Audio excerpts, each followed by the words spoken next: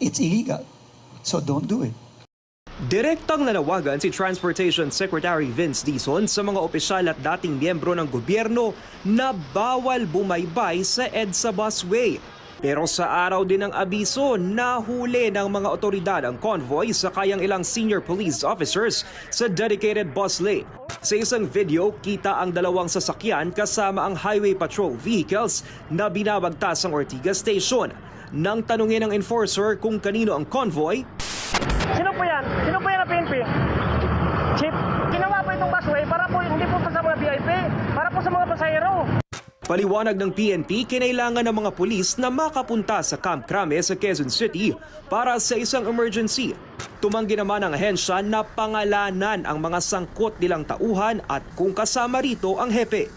Yung normal procedure, kung ikaw ay mahuli, isuha ka ng ticket, hindi mo kinakailangan pangalaglakan sa mundo yung plate number, pangalan ng mga nahuli mo. Kinumpirma naman ni Interior Secretary John Vic Remulla na sinabihan niya si Marbil tungkol sa emergency meeting para sa isang kidnapping. Pero paglilinaw niya, I asked him to appear. So, kung ano naman ang methodology niya para papunta ron, let me make it clear, I did not give instructions to violate any traffic laws to get there. ayon kay Remulla, zero tolerance dapat sa mga lumalabag sa batas trapiko. Kaya aniya, iimbestigahan ng sino mang opisyal na masasangkot dito para malaman kung may pang-aabuso man ng kapangyarihan. Mga naka-duty na ambulansya, fire truck, police at service vehicles at sasakyan ng 5 matataas na opisyal ng gobyerno lamang ang pinapayagan sa busway bukod sa mga bus.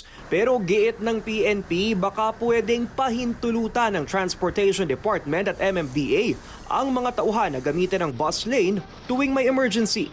Inulan naman ng batikos sa mga opisyal na lumabag sa batas trapiko. Giit ng isang netizen, ironic na ang tagapagpatupad pa mismo ng batas ang hindi sumusunod rito.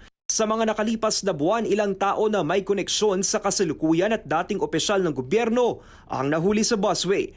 Hinihinga ng komento ang Transportation Department ukol sa pagsaway.